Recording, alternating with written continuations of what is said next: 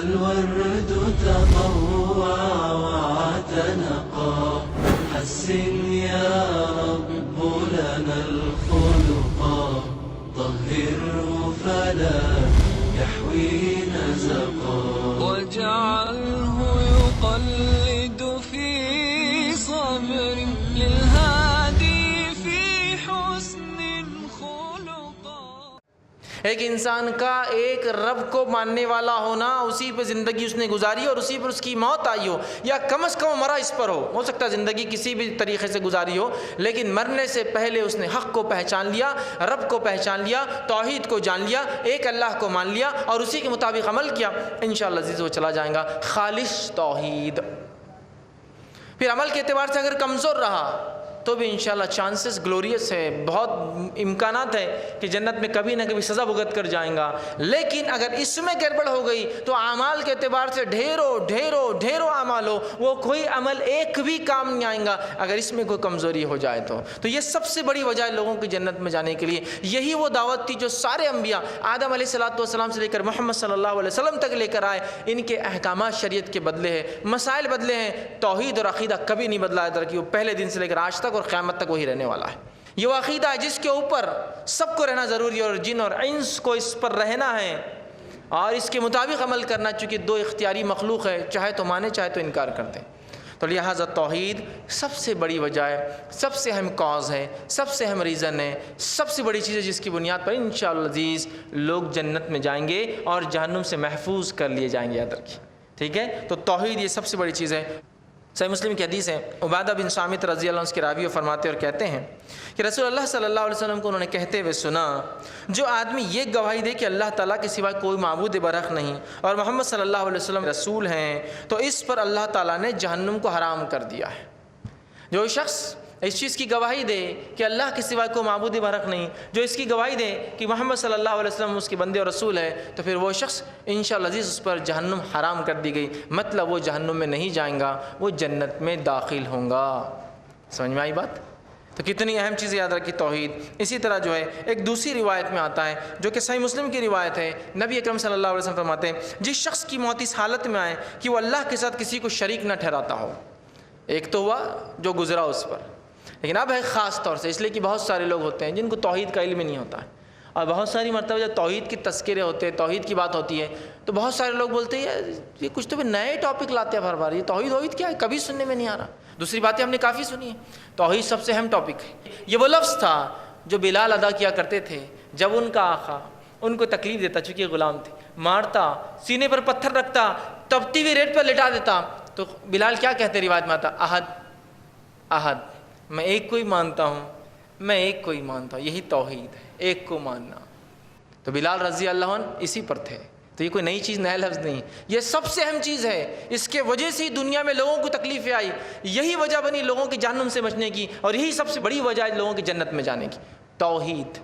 تو جس کا خاتمہ، اب زندگی گزر گئی، دنیا نکل گئی، ہو گیا جو غلط ہونا تھا، جو خاتمے سے پہلے انسان نے سمجھ لیا، عمر کے کسی بھی حصے میں تھا، زندگی کے کسی بھی جو ہے طریقے پہ دنیا کے اندر چلتا رہا، چاہے اسلام پہ نہیں بھی تھا، لیکن آخر وقت سمجھ میں آیا، پھر اس نے خالصتاً توحید کو مان لیا، ایک اللہ کو مان لیا اور اس پر عمل کر لیا. انشاءاللہ عزیز نبی اکرم صلی اللہ علیہ وسلم فرما رہے حدیث میں، جس شخص کی موت اس حالت میں آئے کہ وہ اللہ کے ساتھ کسی کو شریک نہیں ٹھہراتا تھا، وہ جنت میں داخل ہوں گا. اور جس آدمی کی موت اس حالت میں آئے کہ وہ اللہ کے ساتھ شریک ٹھہراتا تھا، وہ جہنم میں داخل ہوں گا. تو جہنم سے بچنے کی وجہ اللہ تعالیٰ کی توحید یاد رکھی. اور اس کی توحید کی الٹ کیا چیز ہوتی ہے؟ شرک. شرک توحید کی ضد ہے، اپوزٹ ہے. جیسا آپ بولتے ہیں نا ڈے، پھر اس کا اپوزٹ نائٹ ہوتا ہے، گڈ اس کا اپوزٹ بیڈ ہوتا ہے، اچھا کا برا، اور جو ہے کالے رنگ کا جو ہے سفید رنگ ہوتا ہے. تو یہ اپوزٹ ضد ہے اس کی، وہ ہے شرک. اور شرک کے تعلق سے اللہ قرآن میں اعلان کر چکا ہے، جس کی ایک چھوٹی سی مثال میں آپ کو دے رہا ہوں، جو سورہ مائدہ سورہ نمبر 5 کی آیت نمبر 72 میں. یہ عیسیٰ علیہ السلام کا قول ہے جب بنی اسرائیل شرک کر رہی تھی، یہودی اس وقت کے شرک کر رہے تھے جو کہ حقیقت مسلمان تھے. جب شرک کر رہے تھے، عیسیٰ علیہ السلام آ کر ان کو دعوت دیے. اس کا ایک ٹکڑا آپ کے سامنے میں رکھ رہا ہوں جو انہوں نے فرمایا تھا، بیان کیا تھا، انہ من یشرک باللہ. انہوں نے کہا کہ جو اللہ کے ساتھ شرک کرے گا فقد حرم اللہ علیہ الجنہ، تو اللہ نے اس کے لیے جنت کو حرام کر دیا. ومأواہ النار، اس کا ٹھکانہ جہنم کی آگ ہے. وما للظالمین من انصار، ایسے ظالموں کو کوئی مددگار ہیلپر نہیں ملنے والا ہے. چونکہ جو بنانے والے کو نہ پہچانے، جو بنانے والے کا نہ ہوا، وہ دنیا میں کسی کا نہیں ہو سکتا، اور اس نے کچھ بھی نہیں پہچانا، دنیا میں کوئی کام نہیں کیا اس نے۔ کریٹر یاد رکھیے، بڑا اہم ہے، بڑا اہم ہے۔ تو پہلی چیز جو جہنم سے بچنے کا انشاءاللہ سبب بنے گی وہ توحید ہے۔ دوسرا عمل جو جہنم سے بچنے کی وجہ بنے گا انشاءاللہ العزیز وہ عمل ہے اخلاص۔ اخلاص، خالص کر دینا، اردو زبان کا بھی بالکل کامنلی یوز لفظ ہے، خالص دودھ، خالص شہد، ہے نا، خالص اخلاص، پاک کر دینا، صاف کر دینا، کسی چیز کے اندر سے اس کی برائی، اس کے اپوزٹ چیزوں کو نکال کے وہ اوریجنیلٹی پر ہے نا، وہ اخلاص ہے۔ خالص سونے کا بنا ہوا زیور، مطلب اس میں کوئی مکس نہیں ہے، اس کے اندر اس کی مضبوطی کے لیے پیتل بھی نہیں ڈالا گیا۔ خالص اخلاص مطلب کوئی کام بندہ کرے تو اخلاص کے ساتھ کرے، یاد رکھیے۔ تو اخلاص کا معنی کیا ہوتا ہے کہ ہر عبادت کو خالصتاً اللہ تعالیٰ کی رضا کے لیے سر انجام دیا جائے۔ نماز، روزہ، زکوٰۃ، حج، قربانیاں، لین دین، معاملات، سب خالصاً اللہ کے لیے کہ میرا رب دیکھ رہا ہے اور مجھے جواب دینا ہے، اور ہر عمل اللہ اس لیے کرتا ہوں کہ تیری رضا حاصل ہو جائے اور مجھے اس چیز کا عمل ملے۔ نیکی کروں بھی تو یہی، اور گناہ سے اپنے آپ کو دور کروں بھی تو اخلاص کے ساتھ۔ اس لیے میں نیکی کر رہا ہوں، نماز پڑھ رہا ہوں اخلاص کے ساتھ۔ اگر میں شراب پیتا تھا اور اب چھوڑ رہا ہوں تو اس لیے چھوڑوں کہ اللہ کے لیے، اس لیے نہیں کہ بیٹیاں بڑی ہوگی، شادی ہوں گی نہیں، کہ رشتے نہیں، میں اس لیے چھوڑ رہا ہوں، اس کا اجر نہیں ملے گا۔ تو خالصتاً نیکی کرنے کا بھی اجر اور خالصتاً گناہ کو چھوڑنے کا بھی اجر ہے۔ پھر تو خالص اخلاص کے ساتھ کیا گیا عمل بڑا اہم ہے، یاد رکھیے۔ صحیح بخاری کی روایت ہے، نبی اکرم صلی اللہ علیہ وسلم نے فرمایا اور کہا، جو بندہ قیامت کے روز اللہ تعالیٰ سے اس حالت میں ملیں گا کہ اس نے خالصتاً اللہ کو راضی کرنے کے لیے کہا تھا کہ اللہ کے سوا کوئی معبود برحق نہیں، تو اللہ تعالیٰ نے اس پر جہنم کی آنکھ کو حرام کر دیا ہے۔ جو شخص دنیا کے اندر خالصتاً اس نے یہ کہا ہوگا اخلاص کے ساتھ، لوگوں کو بتانے کے لیے نہیں، منافقین کی جیسا نہیں، ٹھیک ہے، یا کچھ مال دولت روپیہ پیسہ ہڑپنے کے لیے نہیں، مسلمانوں کو اپنی طرف اٹریکٹ کرنے کے لیے نہیں، بلکہ اس نے صرف خالصتاً اللہ کے لیے کہا گا، لا الہ الا اللہ، نہیں کوئی معبود برحق سوا اللہ کے، تو اللہ کے رسول صلی اللہ علیہ وسلم فرما رہے ہیں خالصتاً اگر یہ کہوں گا تو اللہ تعالیٰ نے جہنم اس پر حرام کر دیے۔ تو اخلاص، توحید، اخلاص، یا یوں کہوں توحید بھی اخلاص کے ساتھ اور تمام اعمال اخلاص کے ساتھ، کیونکہ اخلاص بڑی اہم چیز ہے۔ صحیح مسلم کی روایت ہم سب جانتے ہیں، ابو ہریرہ رضی اللہ عنہ جس کے راوی وہ فرماتے ہیں کہ جہنم 3 لوگوں سے دہکائی جائیں گی۔ جہنم جو سٹارٹ ہوں گی، جو 3 لوگ سب سے پہلے ڈالے جائیں گے وہ کون ہوں گے؟ اس روایت کو ہم سمجھ لیں تو میں سمجھتا ہوں ہر کام انشاءاللہ اخلاص سے کریں گے۔ اس میں الفاظ جہنم میں سب سے پہلے جو شخص ڈالا جائے گا، جس کو بھڑکائی جائیں گی، وہ 3 لوگوں میں سے پہلا ہوں گا جو شہید تھا، دوسرا ہوں گا جو عالم دین تھا، یہ ایک میں الفاظ ہے وہ قاری تھا، اور تیسرا وہ مالدار تھا جو مال خرچ کرتا تھا، فیاض تھا، سخی تھا، خرچ کرتا تھا۔ لیکن تینوں نے شہید اس لیے شہید ہوا کہ نام ہو، لوگ نام لے، میرے نام کے ساتھ لگا شہید۔ مالدار اس لیے پیسہ خرچ کرتا تھا، لوگ تعریف کرے کہ فلاں صاحب نے مسجد بنا دی، مدرسہ بنا دیا، یہ بنا دیا۔ اور تیسرا وہ علم جس نے حاصل کیا، اس نے علم اس لیے حاصل کیا تھا تاکہ لوگ تعریف کریں کہ ماشاءاللہ کتنا اچھا علم ہے، اور دنیا میں ان کو وہ مل چکا ہوں گا جو انہوں نے چاہا تھا، اور انہیں ریا کیا، اخلاص کے خلاف عمل کیا، مطلب دکھاوے کے لیے کیا، خالص اللہ کے لیے نہیں کیا۔ نتیجتاً جہنم میں تینوں کو منہ کی بل گھسیٹ کے پھینکا جائے گا، اور اللہ ان سے سوال کریں گے جب نعمتوں کا مال دیا تھا کیا کیا، کہیں گے اللہ تیرے راہ میں خرچ کیا، اللہ کہیں گے جھوٹ کہا۔ عقل دی تھی بندے کیا کیا، اللہ تیرے دین کا علم حاصل کیا، اللہ کہیں گے جھوٹ کہا، تو نے تو نام کے لیے کیا۔ اللہ کہیں گا تو نے کیا کیا، تجھے جسم طاقت دی تھی، وہ کہیں گا اللہ شہید ہوگا، اللہ کہیں گا جھوٹ کہا، تو نے تو نام کے لیے کیا۔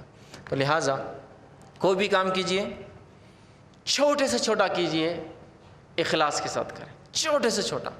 یقیناً کس کا اخلاص کیا ہے ہم نہیں بول سکتے، لیکن جو بھی کرے ایک بندہ وہ اخلاص کے ساتھ کرے کہ مجھے کسی کو دکھانا نہیں اور کسی سے کوئی ایکسپیکٹیشن نہیں ہے، میں صرف یہ کام اللہ کے لیے کرتا ہوں کہ میرا رب اس کا مجھے بدلہ دے، باقی دنیا سے مجھے کوئی سروکار اور لینا دینا نہیں۔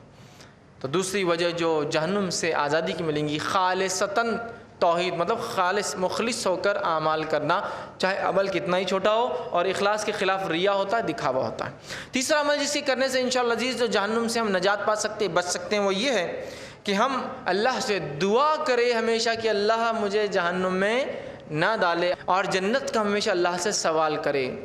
جنت کو مانگے اور جہنم سے نجات مانگے، اس لیے کہ اللہ رب العزت نے قرآن میں اپنے بندوں کی ایک صفت بیان کی۔ وہ صفت اس طرح سے اللہ تعالیٰ نے بیان کی، آیت یوں ہے جو کہ سورہ فرقان سورہ نمبر 25 کی آیت نمبر 65 اور 66 ہے۔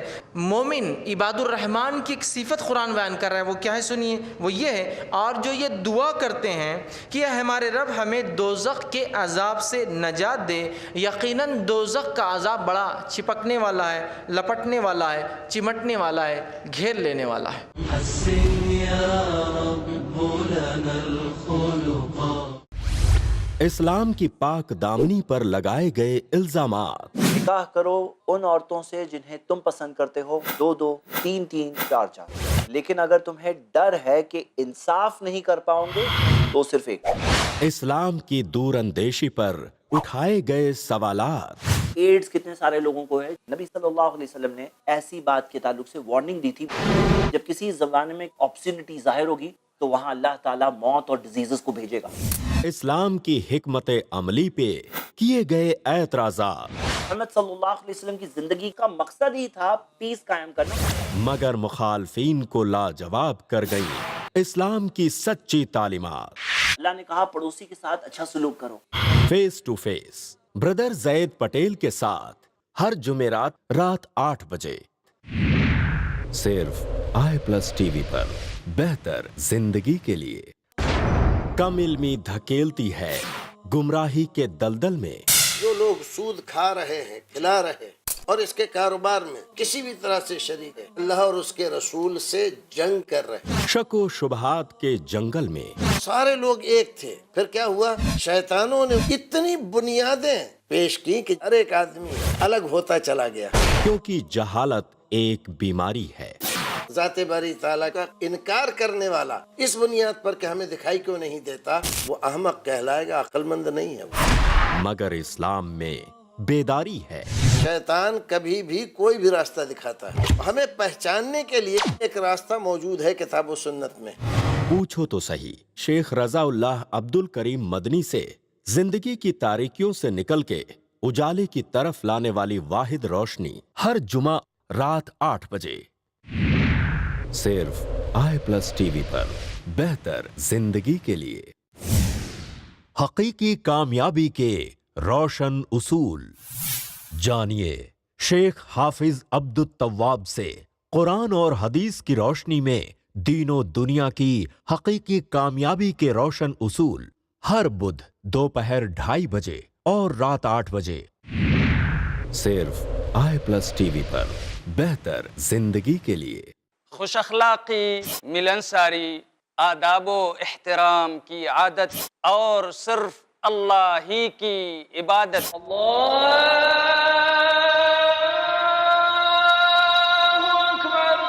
بن جائے ہماری ذہنیت۔ ہمارے پیارے نبی صلی اللہ علیہ وسلم ہمیشہ رہے قائم جن اصولوں پر، حقیقت میں ان اصولوں کی پابندی ہے تعمیر انسانیت۔ تعمیر انسانیت۔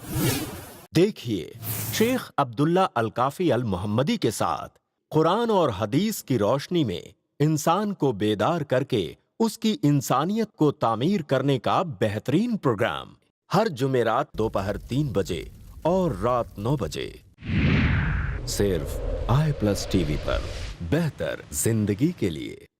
ہر مومن پر فرض ہے جس کا پڑھنا، جاننا اور سمجھنا۔ وَلَقَدْ يَسَّرْنَا الْقُرْآنَ لِلذِّكْرِ فَهَلْ مِن مُدَّكِرٍ۔ جس کے بغیر ممکن نہیں دنیا اور آخرت کی کامیابی۔ تخلیق کائنات سے لے کر محشر کے حالات تک ہے ہر رہنمائی کا ذخیرہ قرآن۔ درس قرآن۔ دیکھیے شیخ ثناء اللہ مدنی کے ساتھ قرآن کا ایسا درس جو آپ کے ذہن کو منور کر دے، ہر پیر سے جمعرات اور سنیچر صبح 6:30 بجے اور شام 7:30 بجے صرف i+TV پر، بہتر زندگی کے لیے۔ اللہ کے رسول صلی اللہ علیہ وسلم نے کہا مسکین وہ نہیں ہے جس کے پاس درہم و دینار نہ ہو، بلکہ مسکین وہ ہے جو قیامت کے دن آئے گا، اس کے پاس نماز بھی ہوگی، اس کے پاس روزہ بھی ہوگا، اس کے پاس زکوٰۃ بھی ہوگی، اس کے پاس حج بھی ہوگا، اور اس کے علاوہ دیگر اعمال ہوں گے، لیکن کوتاہی کی ہوگی بندوں کے حقوق کی ادائیگی میں۔ حقوق العباد۔ جانیے شیخ عبد الجبار سے عالم اسلام میں انسانوں کے کیا ہیں حقوق العباد۔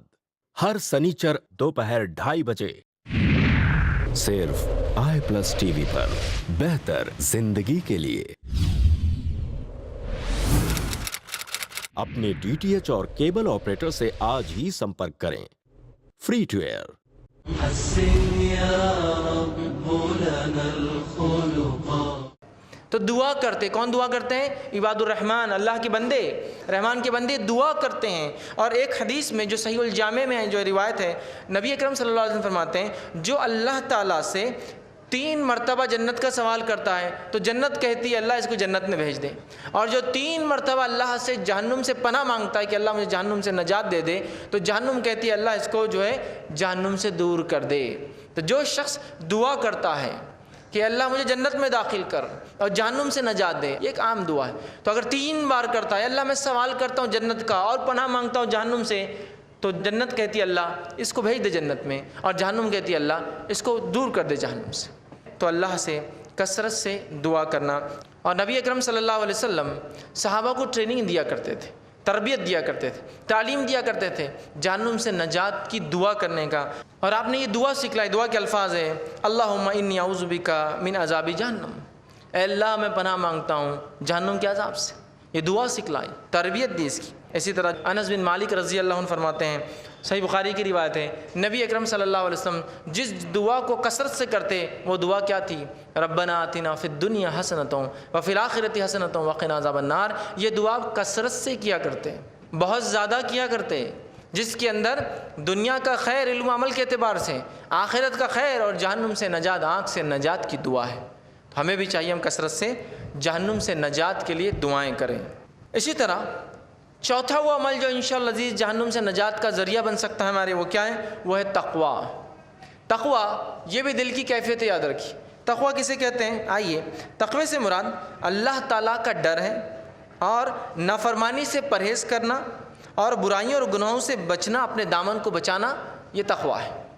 مطلب ایک انسان گناہوں اور معصیت سے بچتا ہے چونکہ اللہ کا ڈر رکھتا ہے، اس کا تقویٰ رکھتا ہے، یاد رکھیے۔ تو یہ تقویٰ یاد رکھیے کہ ہم کسی گناہ کو اللہ تعالیٰ کے لیے جو ہے چھوڑے، ہم گناہوں سے بچے اس لیے کہ ہم ڈرتے ہیں کہ اللہ تعالیٰ ایک عذاب دینے والا ایک دن آئے گا، حساب و کتاب ہوگا۔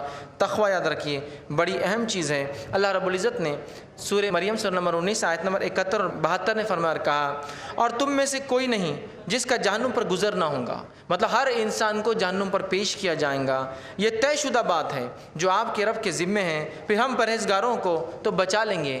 یہاں لفظ متقین کو بچا لیں گے۔ ہر آدمی جہنم پر پیش کیا جانے والا ہے، رکھیے ہر آدمی کوئی بھی ہو۔ اللہ فرما رہا ہے ہم ان کو بچا لیں گے جو پرہیزگار تھے، متقی تھے، تقوی والے تھے، ان کو بچا لیں گے، اور ظالموں کو اس میں گھٹنوں کے بل اٹھا کر پھینک دیا جائے گا، یا گھٹنوں کے بل گرا دیا جائے گا، یا چھوڑ دیا جائے گا۔ تو یہاں تقوی کا لفظ ہے کہ تقوی والوں کو تو بچا لیں گے، دوسروں کو اللہ نہیں بچائیں گا۔ تو تقوی بڑی اہم چیز ہے، یاد رکھیے۔ ہمیں شدید ضرورت ہے کہ اپنے نفس میں ہم تقوی پیدا کریں، اللہ کے ڈر کی وجہ سے ہم گناہوں اور معصیتوں سے بچیں۔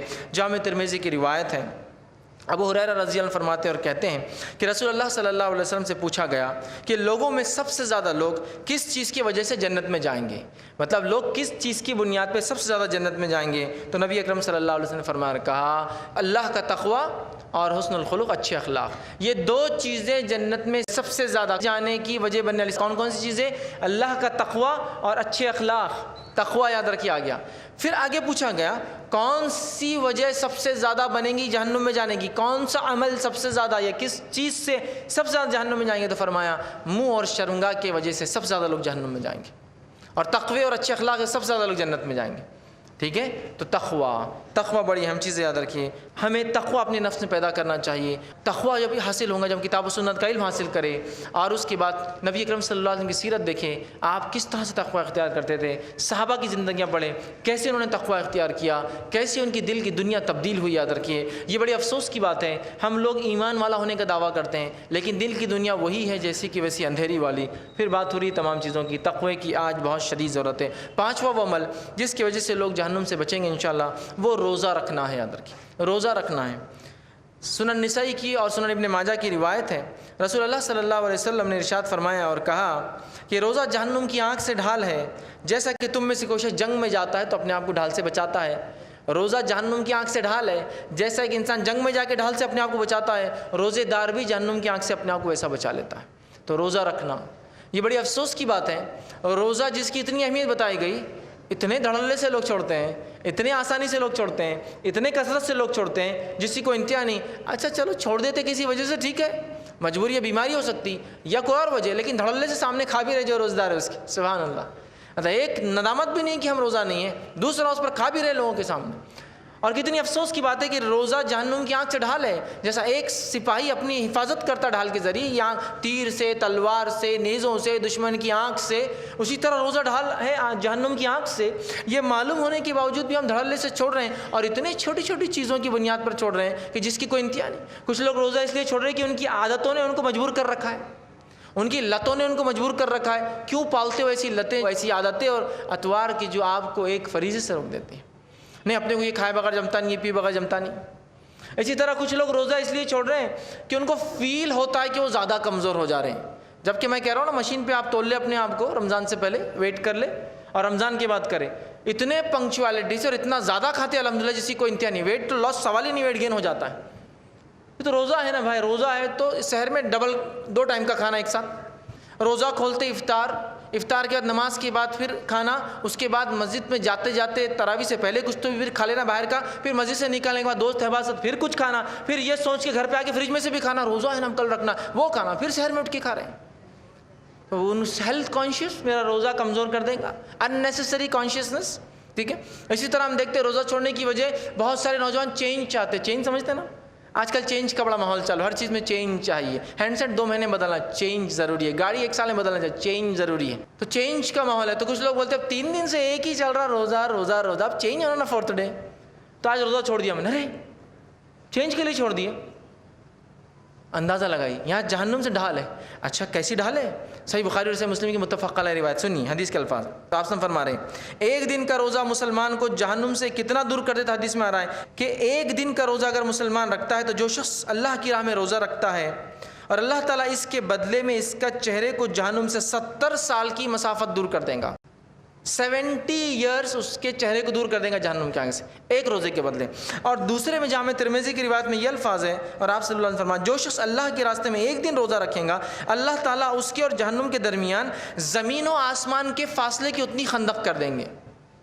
زمین و آسمان کا فاصلہ کتنا ہے؟ یہ جو چاند دکھتا ہے وہ آسمان نہیں ہے، 7 آسمان ہے نا، وہ تو کتنا ہے؟ آج سائنس یہ کہہ رہی ہے کہ ہم 200 خرب نوری سال تک دیکھ سکتے ہیں.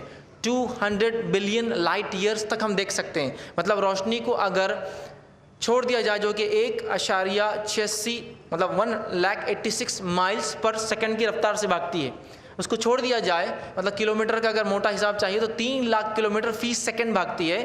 تو اس کو چھوڑ دیا جائے تو 200 بلین سالوں تک اگر دوڑتی رہے تو وہاں تک ابھی کائنات دکھتی ہے. لیکن یہ بھی بول رہے مکمل نہیں ہے، ایک حصہ ہی ہم دیکھ پا رہے ہیں ابھی، اس کی آگے کیا ہم نہیں جانتے. آسمان تو اس کی بھی بات ہے، انسانی تصورات ان کے کیلکولیشن اور حسابوں سے دور اور پرے بات ہے، ہم کبھی نہیں سمجھ پائیں گے. اتنا فاصلہ اللہ کر دیں گا صرف روزہ رکھنے کی وجہ سے. تو اب میں سمجھتا ہوں کوئی بھی انسان روزہ نہ چھوڑے. اور ویسے بھی روزہ بہت سارے گناہوں کا کفارہ بھی ہے نا، جیسے قسم کھا لی نہیں پورا کر سکے تو کفارے میں روزہ ہے. اسی طرح گناہ ہو گیا روزے کی حالت میں. اسی طرح بہت سارے الگ الگ بہت سارے ایسے احکامات آپ کو ملیں گے فقہ کی، آپ کتابیں کھولیں گے جہاں روزہ رکھ لو، اس کے بدلے اتنے روزے رکھ لو، اتنے روزے رکھ لو. سمجھ رہے ہیں بات کو؟ اس طرح کی بات ہوتی ہے. چھٹا وہ عمل جو جہنم سے بچنے کا انشاءاللہ عزیز ذریعہ بنے گا روزے کے بعد، وہ یہ ہے کہ 40 دن تک تکبیر اولیٰ سے باجماعت نماز پڑھنا. یہ بھی جہنم سے نجات کا ذریعہ بنے گا. 40 ڈیز اس کی بڑی اہمیت یاد رکھیں. حدیث کے الفاظ جامع ترمذی کی روایت ہے، نبی اکرم صلی اللہ علیہ وسلم فرمایا کہا جو شخص اللہ کی رضا کے لیے 40 دن تک اس طرح با جماعت نماز پڑھے کہ تکبیر اولا بھی فوت نہ ہو، ایسا پڑھے با جماعت کی تکبیر اولا بھی، پہلی تکبیر بھی نہیں جانا، تکبیر اولا بھی فوت نہ ہو، تو اللہ تعالیٰ کی طرف سے اس کے لیے 2 چیزوں سے برات لکھ دی جاتی ہے، دوری لکھ دی جاتی ہے، 2 چیزوں سے برات دوری لکھ دی جاتی ہے۔ وہ کون کون سی 2 چیزیں ہیں؟ پہلا فرمایا جہنم سے اس کو دور کر دیا جاتا ہے، دوسرا فرمایا نفاق سے اس کو دور کر دیا جاتا ہے۔ 40 دن تک با جماعت تکبیر اولا کے ساتھ جو نماز پڑھے 2 فائدے ملتے، جہنم سے دور، نفاق سے دور کر دیا جاتا ہے نا۔ اور صحابہ میں یہ ہمیں عمل ملتا ہے، صحابہ ملتا ہے، بہت سارے صحابہ کے تعلق سے، تابعین کے تعلق سے آتا ہے، ایسے واقعہ بتاتی کہ 40 سال، یا 40 دن کی بات ہو رہی صرف، 40 سال ایسے گزرے کہ جب اذان سے پہلے وہ موجود تھے، مطلب کبھی ایسا بھی نہیں ہوا 40 ایئرس میں کہ اذان کے بعد آئے، 40 سال کے ایسے وقفے صحابہ کی زندگیوں میں کہ وہ اذان سے پہلے مسجد میں تھے، تکبیر اولا تو چھوٹنے کا چانس ہی نہیں، اذان سے پہلے۔ یہ 40 سال ہو گئے کہ یاد نہیں کہ اذان سے پہلے کبھی مسجد میں نہیں آیا تھا، تو 40 ایئرس تک آتے رہے، ایسے ایسے واقعات ملتے، یاد رکھیے۔ تو لہٰذا ہمیں چاہیے کہ تکبیر اولا میں با جماعت نماز پڑھنے کی کوشش کریں۔ 40 دن تک انشاءاللہ جو اس کا اہتمام کر لیں گا، مطلب ٹریننگ اتنی ملیں گی کہ 40 دن مطلب 200 نماز ہے، 200، بڑا سستا سودا ایک طرح سے، 200 نمازیں، لیکن اپنی مصروفیت تمام کے بعد جو 40 دن تک تکبیر اولا میں شامل ہو، کتنے چیزوں کا اس کو قربانی دینا ہوں گی وہ سمجھ لے گا انسان، تبھی تو اتنے بڑے فضائل ہیں۔ تجارت کو جلدی ختم کر کے آنا پڑے گا، آفس کے ٹائم کو ایڈجسٹ کرنا پڑے گا، بیوی بچوں کو سمجھانا، آپ کے بچے لپٹ گئے، آپ کو نماز کو نہیں جانے دیں، تکبیر اولا چلے گی، ساری چیزیں ایڈجسٹ کرنا پڑے گا، جماعت یاد رکھنا پڑے گا۔ 40 دن میں ٹائم چینج ہو جائیں گے، ظاہر سی بات ہے، موسم چینج ہوتا ہے کہ نہیں ٹائم کب چینج ہو رہا ہے، کتنا پنکچوئل اٹینٹیو، ہر چیز کی قربانی دینا ہوگا، تب تو ہوں گی۔ طفيت على الحسن العبقى فالورد تضوع واعتنقا حسن